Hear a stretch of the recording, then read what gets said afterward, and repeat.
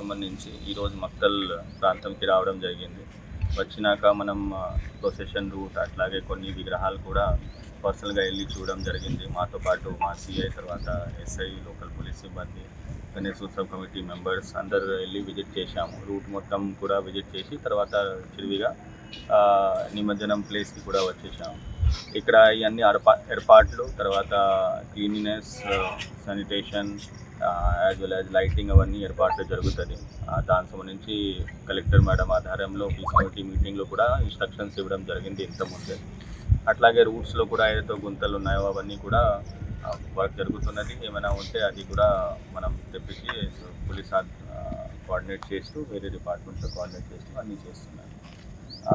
ఈ క్రమంలో మనకి మక్తల్ ప్రాంతంలో మక్తల్ లోకల్ 45 విగ్రహాలు ఉన్నాయి.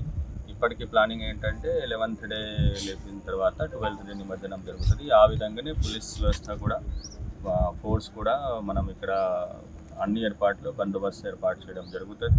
దాదాపు మోర్ దెన్ 200 పోలీస్ పర్సనల్, 200-250 దాకా ఆఫీసర్ ర్యాంక్ డిఎస్పీ, తర్వాత సిఐలు, ఇన్స్పెక్టర్స్లు, ఎస్ఐలు, అన్ని విధంగా ఆఫీసర్స్ యాజ్ వెల్ యాజ్ మన C team officers, task force కూడా, ఏదైనా క్రైమ్ టీం వాళ్ళు కూడా ఉంటారు. అది ఏదైనా అవాంఛనీయ ఘటన లేకుండా మనం ఈ మొత్తం నిమజ్జనం ఏదైనా ఇష్యూ లేకుండా మనం జరుగుతాం.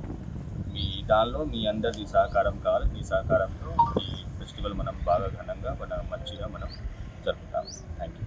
తెలుగులో ఫాస్టెస్ట్ న్యూస్ ఇప్పుడు కొత్త అవతారంలో 5 సెకండ్లోనే పూర్తి వార్తా సమాచారం మీ చేతిలో. సోషల్ మీడియా ట్రెండ్స్ మీ కళ్ళ ముందుకే live TV and voice search ఆప్షన్స్తో ఇప్పుడే డౌన్లోడ్ చేయండి. యాప్ లింక్ డిస్క్రిప్షన్లో ఉంది.